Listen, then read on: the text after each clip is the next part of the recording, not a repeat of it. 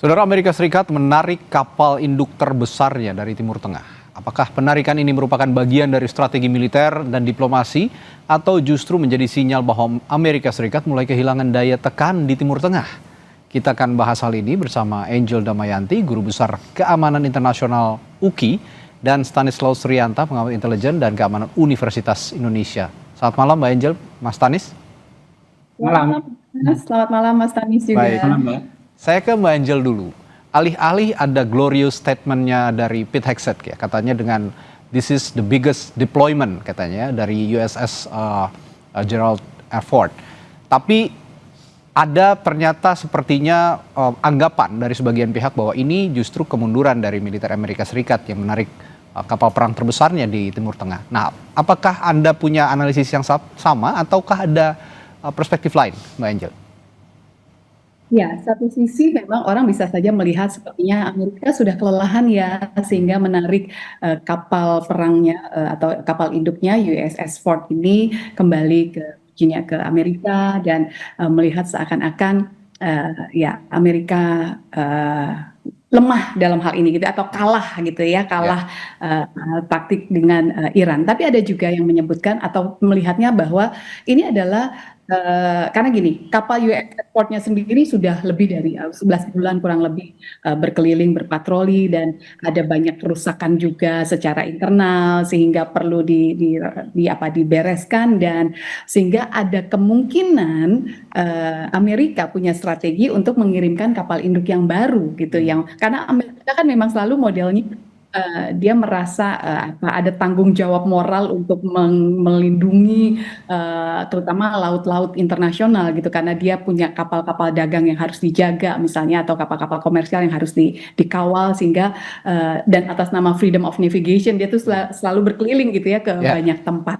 Nah, sehingga ada kemungkinan Amerika akan mengirimkan kapal yang lain gitu yang mengawasi perairan di Timur Tengah ini atau di kawasan Teluk ini, sehingga ya satu sisi Iran mungkin bisa agak tenang karena melihat kapal induk yang terbesar itu ditarik dari Selat Hormuz, tapi juga perlu hati-hati karena gini, bisa jadi ada kapal lain yang menggantikan, plus masih ada kan pangkalan-pangkalan militer AS juga di sekitaran negara-negara Teluk, artinya nggak benar-benar bersih gitu ya, nggak benar-benar kosong wilayah ini, sehingga ya Iran juga jangan sampai merasa bahwa udah selesai gitu, sehingga ya padahal Iran tetap perlu mawas diri juga dalam hal ini gitu ya, kalau lihat kondisi hari ini. Begitu Mas. Baik, dalam arti lain bahwa sebenarnya kapal sebesar USS Gerald R. Ford ini terlalu besar lah ya untuk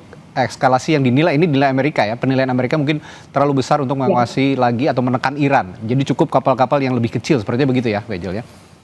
Karena kan dari Iran hanya pakai kapal-kapal yang kecil juga ya, murah gitu ya, yang biayanya paling $20-50 sementara kapal ini besar sekali biayanya, biaya hidupnya, pasukan yang ada di dalamnya, nah itu cukup besar, gitu Mas. Jangan sampai juga ada anggapan David versus Goliath gitu ya. Nah, kalau kalau saya dari perspektif intelijen Mas Stanis, kalau memang tadi kata Mbak Angel, ini bukan kekosongan, melainkan di replace dengan kapal-kapal yang lebih lebih proporsional ya, untuk menjaga dalam tanda kutip laut Iran, dalam hal ini juga Selat Hormuz dan beberapa wilayah di Timur Tengah. Tapi menurut Anda, apakah ini ada indikasi juga ancaman yang membuat Amerika Serikat memilih menarik asetnya di Timur Tengah, atau memang itu merupakan taktik saja dari Amerika Serikat? Ya, perang ini ternyata kan bukan sekedar alutsista ya. Kalau misalnya hanya persoalan alutsista, Amerika sudah menang jauh-jauh hari, karena dari peringkat itu kan Amerika nomor 1, kemudian Iran nomor 15, Israel nomor 14, itu di bawah Israel sedikit Iran.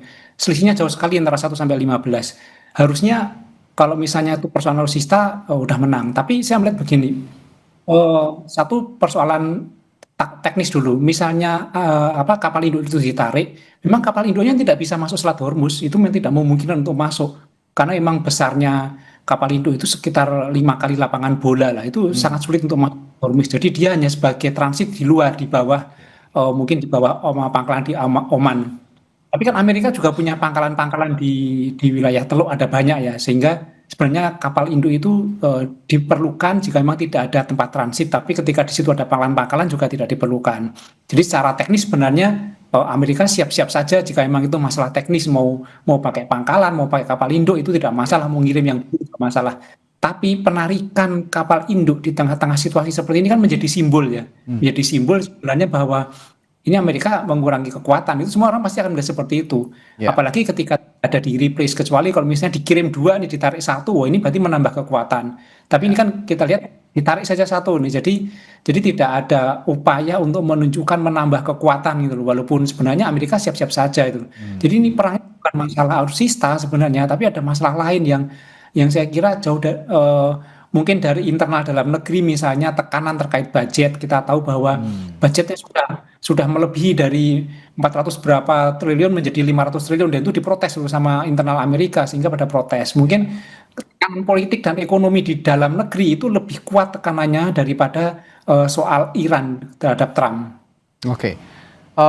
Tapi bagaimana juga dari sisi Iran, ini melihat Iran dan aktor negara saingan seperti Tiongkok, Rusia, begitu kemungkinan membaca pergerakan ini melalui lensa intelijen mereka, kira-kira, Mas Tanis? Iran tuh siap-siap saja menghadapi Amerika. Iran kan tidak pernah menyatakan akan mundur atau mengibarkan bendera putih, tidak pernah itu. Mereka siap, bahkan mereka sudah memamerkan rudalnya, mereka sudah membuka pendaftaran milisi, mereka siap menyambut misalnya nanti perang di Selat Hormuz atau mau pendaratan pantai, mau pakai linut, mereka siap gitu. Jadi sebenarnya mau ditambah 2, ditambah 1, Iran tidak menyatakan apa ketakutannya itu loh. Tapi ini kan menjadi tidak sehat sebenarnya ketika masing-masing negara, masing-masing pihak melakukan cyber war. Ini tidak sehat, terutama tidak sehat bagi dunia, karena kita tidak membela Iran, kita tidak membela Amerika, kita membela perdamaian dan kemanusiaan itu loh. Kita kan menginginkan bahwa ini segera selesai, masing-masing ada kesadaran diri, kemudian menarik pasukannya tuh. Terutama bagi Amerika untuk menarik pasukannya, kan Iran menyatakan selama kami tidak diserang, kami juga tidak akan menyerang gitu loh.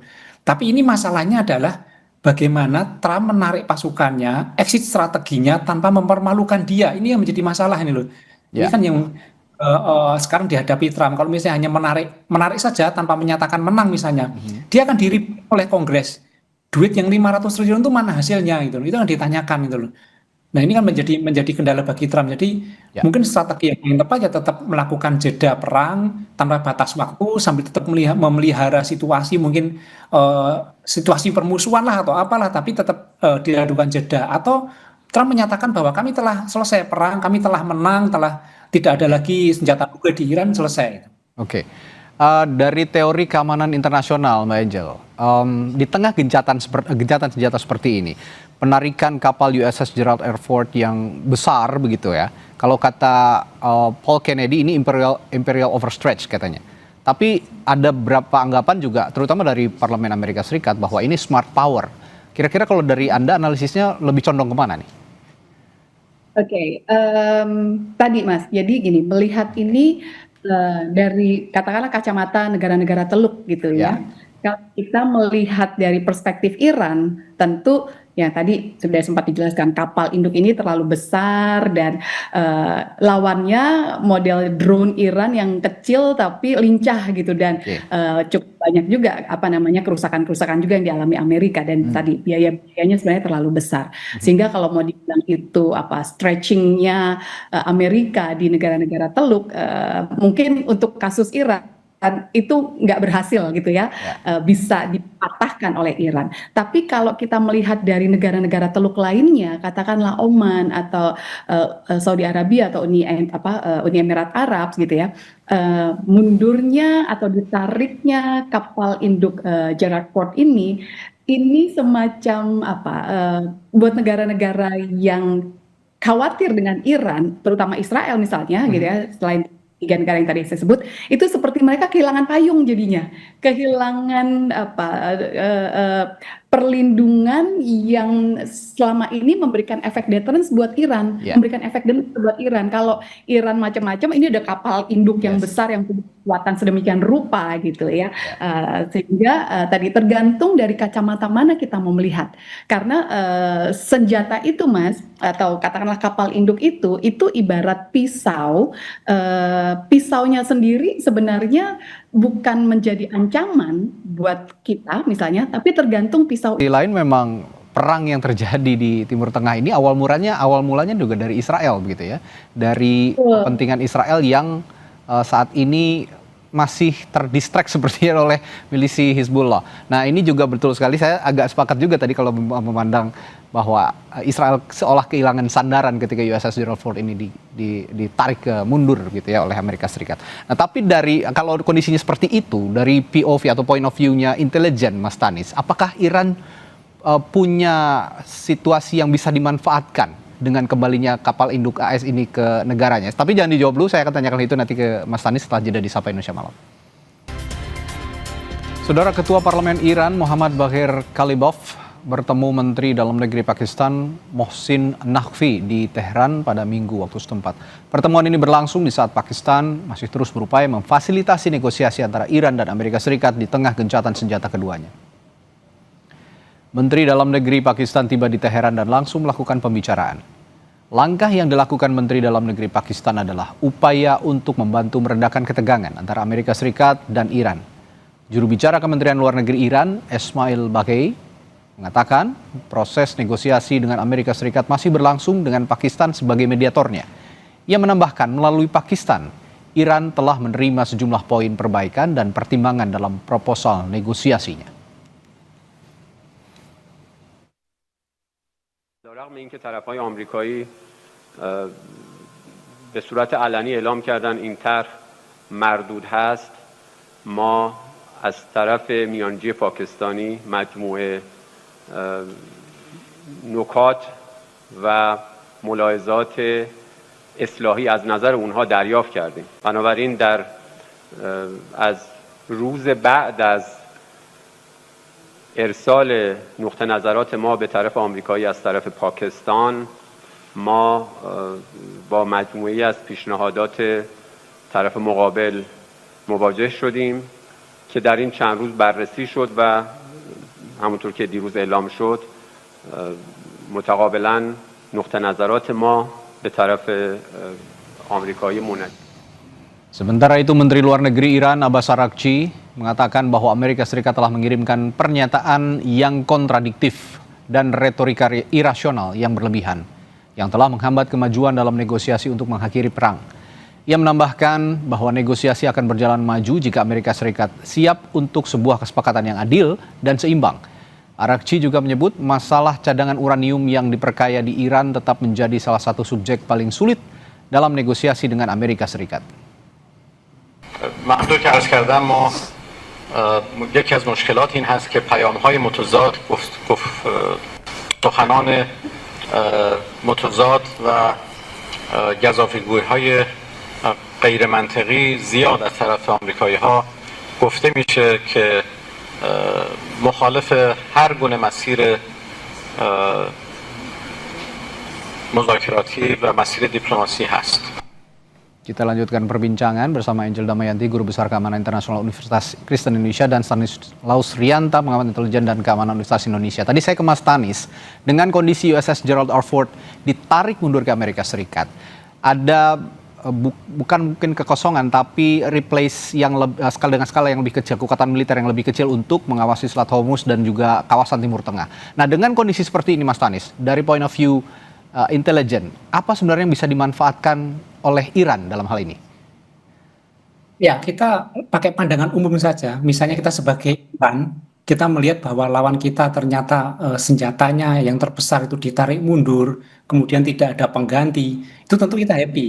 Kita happy dan tambah semangat. Oh, ini mereka mulai kalah ini. Itu kan pendapat umum seperti itu. Dan memang di dalam kita lihat dari strategi ketika perang dan itu sedang panas-panasnya, sedang mengancam, malah dia menarik mundur persenjataan, ini menjadi tidak konsisten. Tapi ketidakkonsistenan ini kan memang ciri-ciri Trump. Dia tidak pernah konsisten, tidak pernah konsisten, dan dia kan labil juga kan, labil ketika mengatakan ancaman apa, lalu berbeda lagi dulu. Ini menjadi ciri-ciri Trump sejak hari pertama perang sampai sekarang, tidak konsisten ini. Dan baliknya, Iran malah justru tetap tenang. Iran tetap tenang, tidak mengeluarkan pernyataan apapun terkait itu dan tetap menanggapi santai saja. Mau bagaimana caranya, tetap santai. Dan kalau kita melihat sampai saat ini dengan waktu yang lebih dari 2 bulan, dengan biaya yang sudah lebih dari 500 triliun, ternyata itu belum bisa untuk mengalahkan Iran dan Iran tetap masih bertahan. Saya kira kalau maupun diperpanjang perangnya itu situasi ya tidak akan lebih baik dari ini untuk Amerika. Oke, baik.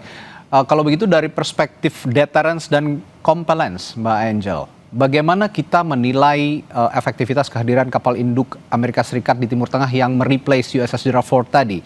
Apakah masih cukup kuat untuk mencegah eskalasi di Iran?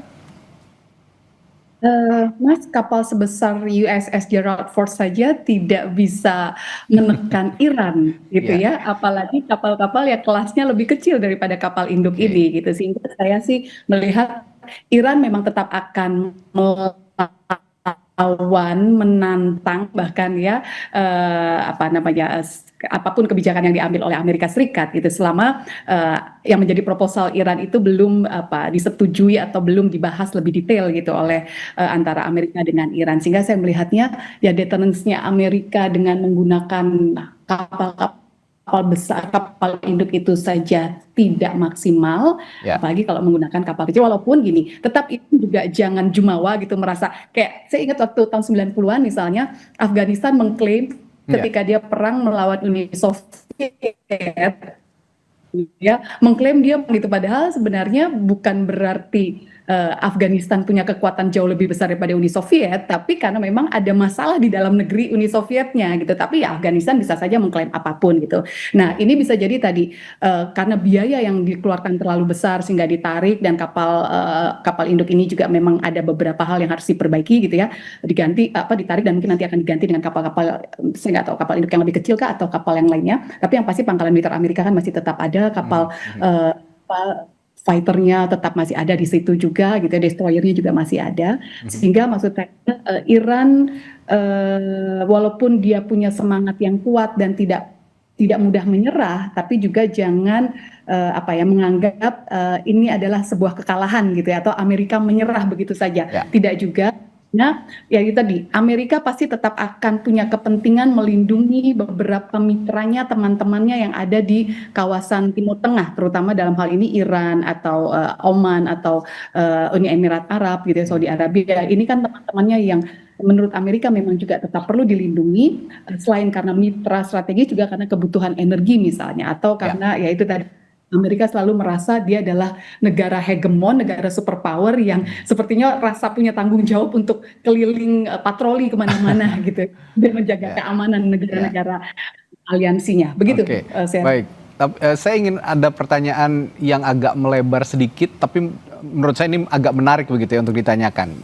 Mbak Angel, dalam konteks multipolaritas yang semakin menguat, di situ ada aktor-aktor lain, seperti misalnya Tiongkok atau Rusia, atau juga ada Inggris begitu ya. Nah, dalam konteks itu, apakah ruang pengaruh yang ditinggalkan AS ini akan semakin terlihat dan akhirnya dimanfaatkan oleh aktor-aktor lain itu? Kalau di kawasan Teluk saya melihat justru dengan tadi kalau bahasanya Mas Tanis, dengan ketidakkonsistenannya Trump di kawasan Teluk itu malah membuat pengaruh Amerika itu menurun. Bahkan negara-negara yang tadinya teman dekatnya Amerika, dia kan agak hati-hati tuh, pangkalan-pangkalan militer Amerika di negara mereka itu kan diserang terus oleh Iran gitu, atau oleh proksi-proksinya Iran, sehingga mereka juga mulai agak hati-hati, walaupun sebenarnya mereka tetap membutuhkan Amerika gitu sebagai payung keamanan atau payung perlindungan. Sehingga saya melihat justru ya tadi ada aktor-aktor lain yang sebenarnya pengaruhnya bisa cukup besar gitu, katakanlah Tiongkok atau China. Ketika kemarin Trump ketemu dengan Xi Jinping, sebenarnya banyak negara yang memang berharap China katakanlah ada keinginan untuk menjadi mediator gitu, misalnya mendampingi Pakistan misalnya, karena China punya kekuatan atau leverage yang cukup besar nih. Kalau Pakistan hari ini Pakistan punya hubungan baik dengan Iran dan Amerika Serikat, dan selain China memang Pakistan yang bisa berkomunikasi dengan dua negara ini. Cuma sayangnya Pakistan kan nggak bisa menekan Amerika Serikat. Pakistan juga nggak bisa menekan Iran juga gitu. Tapi China dalam hal ini sebenarnya punya kemampuan untuk itu, sehingga banyak negara memang berharap China mau ikut terlibat saja menjadi mediator, kita menekan pihak Amerika dan Iran untuk mari menahan diri, karena keamanan Selat Hormuz menjadi kebutuhan banyak negara, bukan hanya negara di kawasan, tapi negara seluruh global itu membutuhkan keamanan di Selat Hormuz misalnya. Nah, ketika China melakukan itu, pengaruh China menurut saya menjadi lebih dominan dibandingkan Amerika. Terutama aktor-aktor tadi yang juga sepertinya akan semakin berani menunjukkan pengaruhnya begitu ya di Timur Tengah dengan ditariknya USS Gerald R. Ford ini.